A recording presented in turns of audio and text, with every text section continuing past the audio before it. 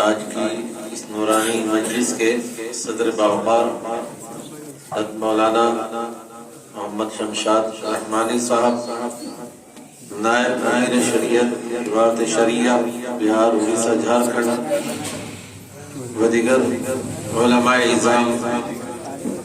و سامعین کرام، آج کی مجلس جو حفاظ کرام کی دستار بندی کے موقع پر منعقد کی گئی، چونکہ اس مجلس کا تعلق کلام اللہ سے ہے اور جو بچوں نے قرآن پاک حفظ کیا ہے ان کی دستار بندی کا یہ موقع ہے۔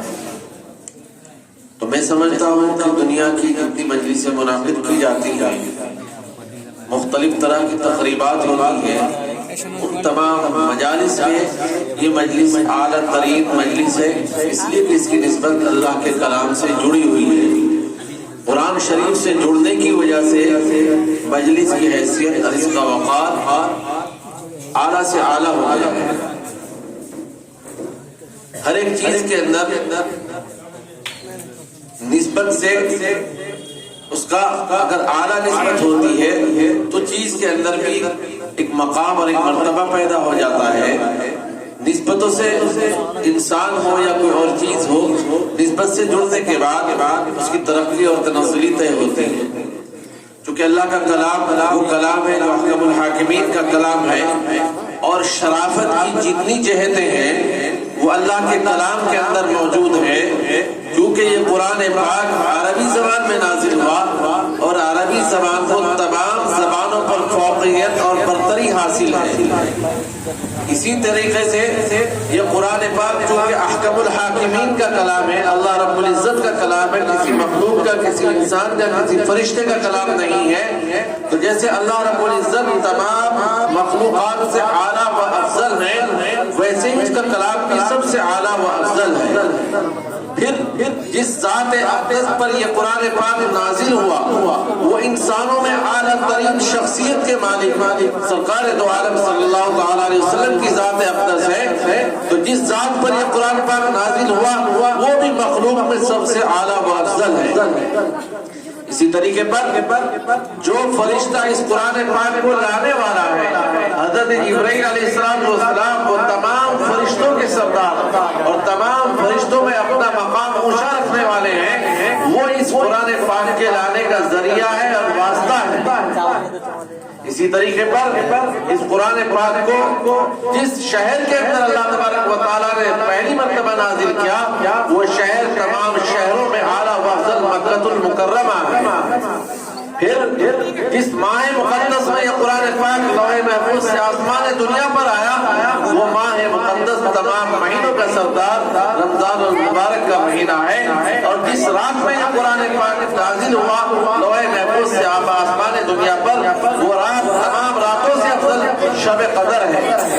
اس کے بارے میں اللہ سبحانہ و تعالیٰ نے فرمایا اِنَّا أَنزَلْنَاهُ فِي لَيْلَةِ الْقَدْرِ۔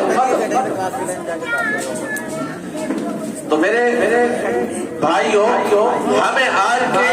اس پرفتن دور میں اور ان تنزلی والے حالات میں غور کرنے کی ضرورت ہے کہ وہ قرآن پاک جو ان مدارس میں، ان مکاتب میں پڑھایا جاتا ہے اور ہمارے اکثر نوجوان اس کی تعلیمات سے ناواقف ہیں، یہ ہمارے لیے بڑی محرومی کی بات ہے۔ ہمیں چاہیے کہ چاہے ہم اپنے بچوں کو ڈاکٹر بنائیں، انجینئر بنائیں، دنیا کی اعلیٰ سے اعلیٰ تعلیم دیں، لیکن ساتھ ساتھ اس کو قرآن تعلیم ہونی چاہیے، قرآن پاک اس کو آنا چاہیے۔ اگر ہم نے اپنے بچوں کو دنیا کے تمام ترقیات سے سرفراز کر دیا، اس کو مال و دولت سے بھی نوازا، بزنس میں بھی آگے بڑھایا اور انجینئر بھی بنایا، کالج کے اندر اعلیٰ سے اعلیٰ تعلیم دی، اگر اسے دینی تعلیم نہیں ہے یا قرآن تعلیمات نہیں ہے، کم از کم اتنا علم دین ضروری ہے جس سے وہ جائز ناجائز میں تمیز کر سکے، صحیح اور غلط کا اس کو علم ہو، پاک اور ناپاک کو پہچان سکے، حلال اور حرام کی تمیز کر سکے، کم از کم اتنا علم دین سیکھنا ہر ایک مسلمان مرد اور عورت پر فرض ہے۔ تو وہ ماں باپ جو اپنے بچوں کو قرآن پاک کی تعلیم سے یا علم دین سے محروم رکھتے ہیں، قیامت کے دن اللہ کے یہاں جواب دہی ہے، اتنا علم دین بطور خاص آج کے حالات میں جبکہ چاروں طرف ارتداد کی ہوائیں ہیں، اسلام مخالف نظریات آگے سے آگے بڑھتے ہوئے جا رہے ہیں، مسلمانوں کو دبانے کی کوشش کی جا رہی ہے، لیکن یاد رکھیے کہ قرآن پاک اور قرآن تعلیمات نہ تو کسی کے دبانے سے دبی ہے اور نہ دبے گی۔ قرآن پاک کی تعلیم کوئی اگر یہ چاہے کہ بند ہو جائے، یہ قیامت تک بند ہونے والی نہیں ہے، دنیا کی تمام طاقتیں لگا لی جائے، قرآن پاک جیسا آسمان سے نازل ہوا تھا ویسے کا ویسا آج تک ہے اور رہے گا، کیوں نہیں اس کے اندر تبدیلی ہو سکتی؟ اس لیے کہ اس کی حفاظت کی ذمہ داری میری اور آپ کی نہیں، بلکہ جس نے نازل کیا ہے اللہ سبحانہ و تعالیٰ نے خود اس کی ذمہ داری لی ہے۔ اِنَّا نَحْنُ نَزَّلْنَا الذِّكْرَ وَإِنَّا لَهُ لَحَافِظُونَ۔ اللہ سبحانہ و تعالیٰ فرما رہے ہیں کہ ہم نے اس کو نازل کیا ہے، ہم اس کی حفاظت کرنے والے ہیں۔ تو جس قرآن کی حفاظت کرنے والی ذات اللہ رب العزت کی ذات ہو تو دنیا کی کیا طاقت ہے کہ اس کے اندر ایک حرف کی ایک نقطے کی بھی تبدیلی پیدا کر سکے؟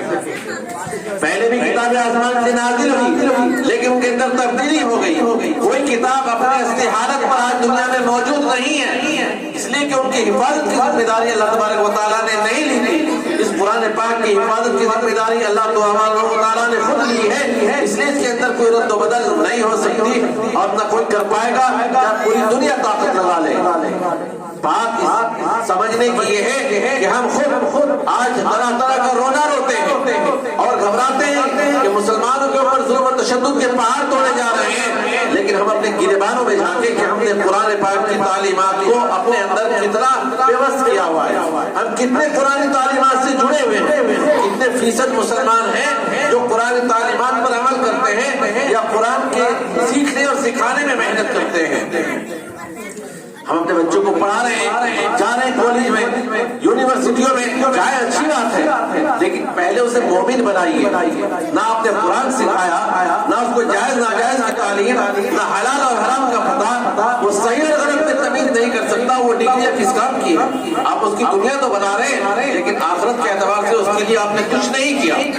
یہ ماں باپ کی ذمہ داری ہے کہ اس کو علم دین اتنا سکھائیں کہ وہ قرآن پاک پڑھ لے اور اس کی جو تعلیمات ہیں، جو ضروری تعلیمات ہیں، کم از کم ان کو جان لے اور پہچان لے۔ حالات سے ایمان والا حالات سے کبھی نہیں گھبراتا، اور ایمان والا یہ جانتا ہے جو پکا مومن ہے کہ یہ حالات آج کے نہیں ہیں، آتے رہے اور آتے رہیں گے۔ مسلمان کبھی گھبراتا نہیں ہے،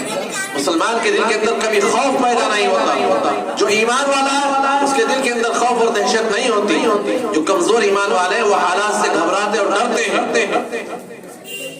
تو میرے بھائیوں، حالات کے اعتبار سے بھی اور ایمانی اعتبار سے اور شرعی اعتبار سے بھی یہ لازمی اور ضروری ہے کہ اس قرآن تعلیمات کو ہم عام کریں، اپنے بچوں کو سکھائیں۔ آج جگہ جگہ مکاتب کھلے ہوئے ہیں، مدارس ہیں، اپنے ان بچوں کا تھوڑا سا وقت فارغ کریں جو اسکول اور کالج میں جاتے ہیں، کہ ایک وقت نکالیں اور اس وقت کے اندر قرآن پاک کی تعلیم کو سیکھیں، قرآن پاک کو پڑھیں۔ میں نے دیکھا ابھی 2-3 روز پہلے آپ ہی کے ابو الفضل میں جو مکتب چلتا ہے، وہ بچے جو اسکولوں میں جاتے ہیں، اسکول کا بھی پورا وقت دے رہے ہیں اور خالی وقت میں آتے ہیں، مسجد کے اندر مکتب کے اندر آتے ہیں، قرآن پاک کے حافظ بن رہے ہیں، جن کے دل کے اندر قرآن کی اہمیت ہے اور وہ سمجھتے ہیں کہ ہمارا وفادار پیشوا ہے۔ آج ہم جو ذلت و خوار کا شکار ہو رہے ہیں اور طرح طرح کی رسوائیاں ہمارا مقدر بن چکی ہے، اس کی سب سے بڑی وجہ یہ ہم نے قرآن تعلیمات کو چھوڑ دیا۔ قرآن ہمارا مقتدر پیشوا نہیں رہ گیا ہے، اور یاد رکھیے جن امت کے افراد نے قرآن پاک کی توہین کی ہے، اس کی ناقدری کی ہے، قرآن تعلیمات سے اپنے آپ کو دور رکھا ہے، تو نہ تو قرآن تعلیمات پر فرق پڑے گا نہ قرآن پر فرق پڑے گا، یہ تو ہمیشہ سے اور قیامت تک رہے گا۔ جب اللہ تعالیٰ قیامت کو لانا چاہیں گے تو اس قرآن تعلیمات کو اٹھا لیں گے، قرآن کے سیکھنے سکھانے والے علماء دنیا میں موجود نہیں رہیں گے، قرآن اور حفاظ دنیا میں نہیں رہیں گے، بلکہ قرآن تعلیمات کے پڑھنے پڑھانے کا سلسلہ جیسے ہی ختم ہوگا اللہ تعالیٰ اس دنیا کو بھی نیست و نابود کر دیں گے۔ جن قوموں نے قرآن تعلیمات کی روگردانی کی ہے ان کا حشر ہمارے اور آپ کے سامنے ہے، چاہے وہ اسپین کا معاملہ ہو، چاہے وہ بغداد کا معاملہ ہو، چاہے بخارا اور سمرقند کے حالات ہو، کہ وہ قومیں جب تک قرآن تعلیمات سے جڑی رہی اللہ نے دنیا میں بھی ان کو ترقیات سے نوازا، اور قرآن پاک کے اندر اللہ کا وعدہ ہے وَأَنْتُمُ الْأَعْلَوْنَ کہ تم ہی سربلند رہو گے ان کے تم مومنین بشرطے کہ مومن کامل ہو۔ آج اگر ذلت ہمارا مقدر ہے، ہمارے ساتھ پریشانیاں ہیں، ہمارے ساتھ امتیازی سلوک ہے، تو ہماری زبانوں پر شکوے اور شکایتیں دنیا کے انسانوں سے ہیں، لیکن ہمیں شکوے اور شکایتیں اپنے سے ہیں، اس لیے کہ ہم کتنی قرآن تعلیمات پر عمل کر رہے ہیں، کتنا قرآن کے اوپر ہمارا عمل ہے، ہماری زندگیاں ایسی شریعت کے دائرے میں گزر رہی ہیں، یہ ہم خود اپنے گریبانوں میں جھانک کر کے دیکھیں، ہمارے گھروں میں کتنی بار قرآن پڑھا جاتا ہے۔ ہمارے حالات یہ ہیں کہ رات میں ہمارے بچے موبائلوں میں جاگتے ہیں اور صبح کے وقت سو رہے ہوتے ہیں۔ جو وقت ہے عبادت کا، فجر کا، جو روزی تقسیم ہونے کا وقت ہے، وہاں مسلم علاقوں میں سناٹا ہوتا ہے۔ ہم خواب دیکھتے ہیں یہ کہ آج مسلمانوں کے ساتھ زیادتیاں ہو رہی ہے، تو اللہ کی نصرت اور مدد ایسے کیوں نہیں آتی جیسے صحابہ کے ساتھ آتی تھی؟ ہم اللہ کی نصرت دیکھنا چاہتے ہیں صحابہ جیسی، اور ہمارا عمل ایک ایمان ادنا سے ادنا درجے کے ایمان والے جیسا بھی نہیں ہے۔ ہم اپنے گھروں کو سدھاریں، قرآن تعلیمات کو عام کریں، قرآن کو پڑھیں اور پڑھائیں اور سیکھیں اور سکھائیں۔ اور بہت سارے لوگ تو یہ کہتے ہیں کہ صرف حفظ کرنے سے کیا فائدہ، اس کے الفاظ کو رکھنے سے کیا فائدہ؟ یہ ہمارے ذہنوں کی خرابی ہے۔ قرآن پاک کا پڑھنا اور پڑھانا، اس کے اوپر جو ثواب مرتب ہوتا ہے، اللہ تبارک و تعالیٰ کی طرف سے جو نیکیاں لکھی جاتی ہیں، وہ اس کے سمجھے اور بغیر سمجھے پڑھنے پر بھی ہے۔ سمجھ کر پڑھیں گے تو دور نارا دور اور زیادہ فضیلت کا حقدار بنیں گے۔ قرآن پاک کو سمجھنا بھی ہے، لیکن اگر کوئی آدمی بچہ حفظ کر رہا ہے وہ سمجھ نہیں پا رہا تو اس کو فضول مت کہیے، وہ بھی مقصود اور مطلوب ہے، مستحسن ہے۔ قرآن پاک کے پڑھنے پڑھانے کے جو فضائل احادیث مبارکہ میں آئے ہیں وہ صرف الفاظ کے اوپر آئے ہیں۔ جو بچہ اپنے والدین کی جو تاج پوشی کا اور چمکدار تاج پہنانے کا ذریعہ بنے گا، اپنے خاندان والوں کی بخشش کا ذریعہ بنے گا، جیسے کہ حدیث میں آیا ہے، یہ صرف انہی کے لیے جو الفاظ رکھ رہے ہیں، وہ بیکار فضول نہیں ہے۔ الفاظ کا رکھ لینا وقت کا ضیاع نہیں ہے، بلکہ قرآن پاک کا تحفظ ہے۔ قرآن پاک جو آج آپ کے درمیان موجود ہے، دنیا والوں نے اس کو مٹانے کی کوشش کی، اس کے اوراق کو تو جلایا جا سکتا ہے، قرآن پاک جو کاغذ کے اندر لکھا ہوا اس کو ختم کیا جا سکتا ہے، لیکن جو سینوں کے اندر محفوظ ہے وہاں سے کیسے نکال کر کے ختم کیا جائے گا؟ اِنَّا نَحْنُ نَزَّلْنَا الذِّكْرَ وَإِنَّا لَهُ لَحَافِظُونَ کا مطلب یہ ہم ہی نے نازل کیا ہے، ہم اس کی حفاظت کرنے والے ہیں۔ تو جو لوگ قرآن تعلیمات سے دور ہیں، اس کے اوپر عمل نہیں کر رہے ہیں، انہیں چاہیے کہ اپنے گھروں میں اس کی تعلیم کام کریں، اپنے بچوں کو پڑھائیں قرآن پاک، تاکہ اللہ رب العزت کے یہاں جا کر کے منہ دکھا سکے۔ اور یہ قرآن ایسا ہے کہ جس شخص کا رشتہ اس سے جڑ جاتا ہے وہ اس کا مقام اللہ کے یہاں بھی اور دنیا میں بھی آگے سے آگے ہو جاتا ہے۔ قرآن پاک سے رشتہ جڑنے کے بعد اللہ تعالیٰ اس کو عزتوں سے نوازتا ہے۔ ایک مرتبہ مدینہ المنورہ کے اندر ایک بازار لگا ہوا،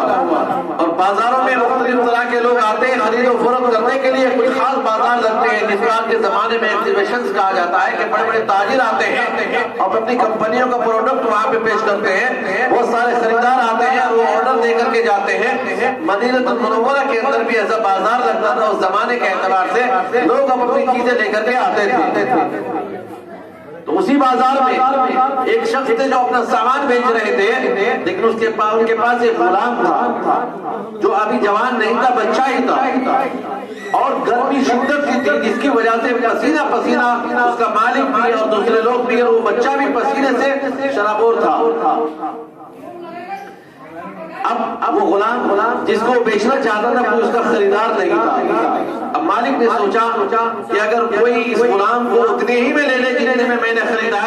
تو اس لیے سے تھا کہ اس میں مجھے نفع ملے گا، لیکن کوئی خریدار نہیں ہے، اگر اتنے ہی پیسے میں کوئی خرید لے جتنے میں لے کر کے آیا تھا تو میں اتنے ہی میں بیچ دوں گا۔ بہت سارے خریدار تھے، بازار کے اندر مختلف طرح کے لوگ تھے، تو ایک لڑکی آئی، اس نے دیکھا کہ بچہ ہے، اس کا مالک بیچنا چاہتا ہے اور یہ پسینہ پسینہ ہو رہا ہے، گرمی شدت کی ہے، اور عرب کے صحرا کی تپتی ہوئی ریت اور پتھریلی زمین جہاں شدت کی گرمی ہوتی ہے، تو وہاں اس بازار میں اس بچے کے اوپر اس لڑکی کو ترس آیا اور اس نے اس بچے کو خرید لیا کہ کم از کم میں اس سے خرید لیتی ہوں، یہ دھوپ پر کھڑا ہوا ہے، کوئی اس کا خریدار نہیں ہے، تو اس پر ترس کھاتے ہوئے اس بچے کو اس لڑکی نے خرید لیا۔ اسی بازار کے اندر مکہ المکرمہ سے ایک دوسرے تاجر بھی گئے ہوئے تھے خریداری کے لیے، ابو حذیفہ نام تھا۔ تو ان کو یہ بات معلوم ہوئی کہ اس غلام کا کوئی خریدار نہیں تھا، اس بچے کا، اور ایک لڑکی نے اس کو خریدا ہے، اس کا مطلب وہ لڑکی بہت رحم دل ہے، اس کو اس بچے پر ترس آیا، تو ایسی لڑکی سے چاہیے کہ میں شادی کر لیتا ہوں۔ اس نے اس کو نکاح کا پیغام بھیجا اور وہ تیار ہو گئی اور دونوں کی شادی ہو گئی۔ اس زمانے کے اعتبار سے جو بھی طریقہ ان کی شادی کا تھا، کیونکہ وہ تب تک اسلام میں داخل نہیں ہوئے تھے، تو اس کی شادی ہو گئی اس لڑکی کی ابو حذیفہ نامی شخص سے۔ اب یہ جو کہ مکہ کے رہنے والے تھے، اب یہ اپنی اس بیوی کو اور جو ان کی بیوی نے وہ غلام خریدا تھا ان کو، اور خود تینوں کے تینوں مدینہ المنورہ سے چلے مکہ المکرمہ میں آ گئے۔ مکہ مکرمہ میں آنے کے بعد ابو حذیفہ کے دوست حضرت عثمان بن عفان رضی اللہ تعالی عنہ یہ ان سے ملاقات کے لیے گئے، تو تھوڑا ان کو بدلا ہوا پایا، جو انسیت، جو محبت، جو توجہ پہلے تھی اس میں کمی پائی۔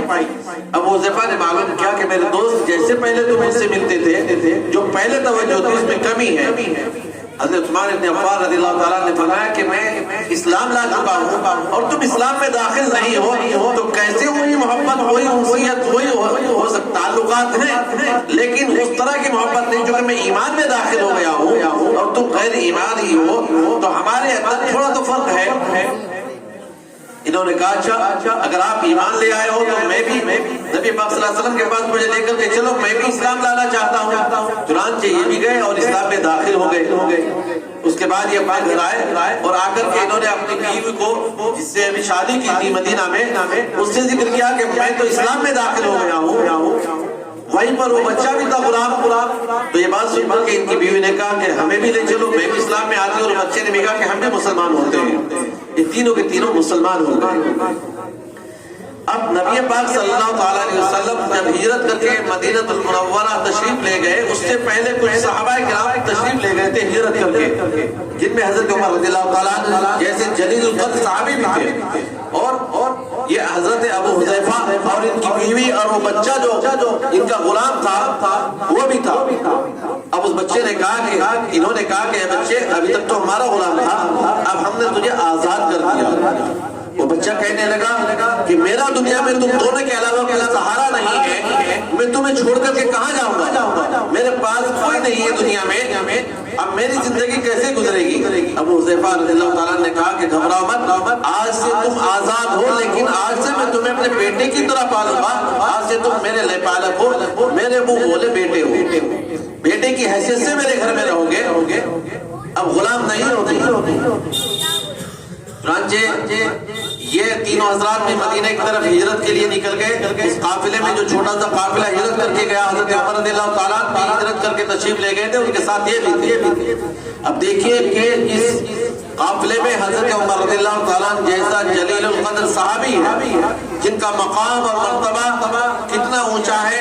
ہم اندازہ لگا سکتے ہیں کہ حضرت عمر رضی اللہ تعالیٰ ان 10 صحابہ میں سے ہیں جن کو اللہ کے رسول صلی اللہ علیہ وسلم نے دنیائی میں جنتی ہونے کی بشارت دی تھی۔ اشراء مبشرہ میں حضرت عمر رضی اللہ تعالیٰ کا نام بھی ہے۔ کتنا اونچا مقام ہے حضرت عمر رضی اللہ تعالیٰ کا، جو خلیفہ ثانی ہیں، جنہوں نے دنیا کو ایک نظام سکھایا، عدل کا اور عدالت کا جو نظام آج تک پوری دنیا میں رائج ہے، یہ سب کے سب کے اندر، تمام نظام کے اندر یہ ساری معلومات حضرت عمر رضی اللہ تعالیٰ سے لی ہوئی ہے۔ انہوں نے دنیا کو سکھایا کہ کیسے عدالت کا نظام قائم ہوتا ہے، حکومت کرنا سکھایا۔ اسلام نے اصل میں ساری تعلیمات اسلام کے اندر ہے، لیکن ہم لوگوں نے اسلام کو سمجھا ہی نہیں، نہ اس کو سمجھتے نہ عمل کرتے۔ ورنہ ہمارے پاس قرآن پاک ایک ایسی کتاب ہے کہ اگر ہم اس کو سمجھ لیں اور اس کے اوپر عمل کر لیں تو آپ نہ دنیا میں پیچھے رہ سکتے ہیں نہ آخرت میں پیچھے رہ سکتے ہیں۔ ہم جو ہر اعتبار سے پیچھے ہیں، قرآن تعلیمات کو چھوڑنے کی وجہ سے پیچھے ہیں، قرآن تعلیمات کو ہم نے اپنایا نہیں۔ ورنہ یہ قرآن تعلیمات وہی ہے کہ جس نے صحابہ کرام رضوان اللہ علیہم اجمعین کو زمین سے اٹھا کر آسمانوں پہ چڑھا دیا۔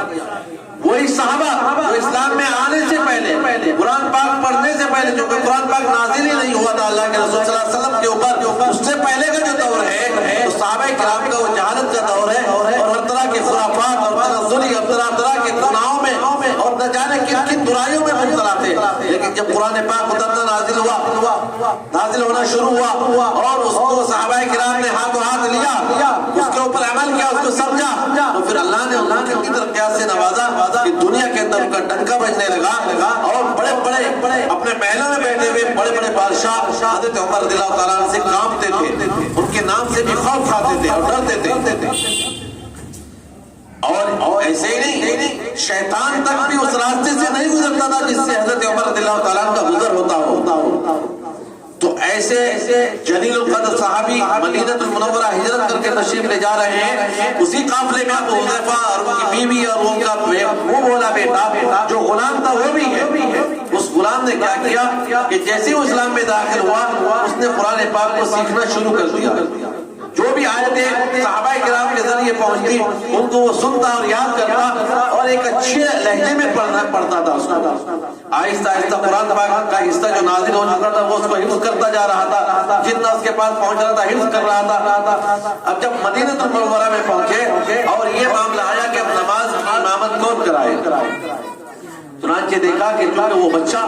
قرآن پاک کا حافظ ہے، پورا قرآن تو اس وقت تک نازل ہی نہیں ہوا تھا، لیکن کافی آیتیں اس نے حفظ کر لی ہے اور بڑے اچھی خوبصورت آواز میں قرآن پاک کی تلاوت کرتا ہے۔ تو مشورے سے طے ہوا کہ امامت یہ بچہ کرائے گا جو بڑا ہو چکا تھا۔ اب جیسے ہی دیکھا کہ صحابہ نماز پڑھ رہے ہیں اور وہ بچہ نماز پڑھا رہا ہے جو کل تک غلام تھا، یہودیوں نے جب یہ دیکھا وہ آئے اور کہنے لگے کہ یہ وہ غلام جس کو کل کوئی خریدنے کے لیے تیار نہیں تھا، مسلمانوں کا امام بنا ہوا ہے، ان کی نماز پڑھا رہا ہے، تو یہ مقام کیسے ملا؟ قرآن پاک سے رشتہ جوڑنے کی وجہ سے قرآن پاک کو حفظ کیا، اللہ نے یہ مقام دیا کہ یہودی تعجب کر رہے ہیں کہ مسلمانوں کے اندر جس کو کوئی خریدنے کے لیے تیار نہیں تھا کل تک وہ غلام ان کا امام بنا ہوا ہے۔ اور کتنا اچھا قرآن پڑھتا تھا۔ ایک مرتبہ حضرت عائشہ رضی اللہ تعالیٰ عنہ کو نبی پاک صلی اللہ علیہ وسلم کے پاس آنے میں دیر ہو گئی، تو اللہ کے رسول نے پوچھا کہ یہ دیر کس لیے ہوئی، تو اس نے حضرت عائشہ نے فرمایا کہ ایک بچہ قرآن پاک پڑھتا ہے، بہت ہی اچھے انداز میں پڑھتا ہے، میں اس کی تلاوت سننے لگی، بڑی تعریف کی۔ اللہ کے رسول صلی اللہ علیہ وسلم چادر اٹھا کے بعد تشریف لے کر خود سننے لگے اور فرمایا کہ اللہ کا فضل و کرم ہے کہ میری امت میں اس نے ایسے انسان کو پیدا کیا۔ اللہ کے رسول صلی اللہ علیہ وسلم قرآن سن رہے ہیں، وہ مسلمانوں کا امام بنا ہے کس نسبت سے؟ قرآن پاک اس کے سینے کے اندر ہے، جو جس کے سینے کے اندر قرآن ہوتا ہے اللہ تعالیٰ دنیا میں بھی اس کو عزت سے نوازتا ہے اور آخرت میں بھی اس کا مقام اور مرتبہ ہے۔ کسی کے مجال ہے کہ کل قیامت کے دن اللہ کے حضور کوئی سفارش کرے، جہاں انبیاء علیہ السلام بھی نفسی کے عالم میں ہوں گے، وہاں یہ بچہ حافظ قرآن اپنے گھر والوں کی سفارش کرے گا اور اللہ تعالیٰ کی سفارش کو قبول فرمائیں گے۔ میرے بھائیوں، قرآن پاک سے اپنا رشتہ مضبوط کرو، قرآن تعلیمات کو عام کرو۔ یہ مصیبتیں وقتی یہ چلی جائے گی، لیکن قرآن تعلیمات ہمیشہ رہنے والی ہے اور آخرت میں بھی ساتھ دینے والی ہے۔ ہر ایک انسان کو دنیا سے جانا ہے، آپ دنیا میں کتنی ترقی کرو، مال و دولت کمائیں، کتنے خزانے ڈگریاں حاصل کر لے، آخرت میں آپ کے کام وہ آئے گا تو اللہ کے رسول صلی اللہ علیہ وسلم کے لائے ہوئے دین کو اپنا کر کے اس کے مطابق زندگی گزارے گا تو آخرت میں بھی ساتھ رہے گا۔ اس قرآن پاک کو سمجھو، اپنے بچوں کو پڑھاؤ، چاہے وہ اسکولوں میں جا رہے ہو یا کالجوں میں جا رہے ہو، اپنے بچوں کو بھی پڑھاؤ، قرآن تعلیمات کو عام کرو، اس کو سیکھو اور سکھاؤ، حفظ کرنے کی کوشش کرو۔ جس کے دل کے اندر لگن ہوتی ہے وہ قرآن پاک کو کسی بھی حال میں سیکھتا ہے۔ ہمارے ملک کے اندر تو آسانیاں ہیں، جگہ جگہ مدرسے ہیں، مسجدیں ہیں، مکتب ہیں، اس کے باوجود ہم اس کے سیکھنے اور سکھانے کی طرف سے بے توجہی برت رہے ہیں۔ کتنے فیصد بچے ہیں جو اس کو پڑھتے ہیں؟ آج سے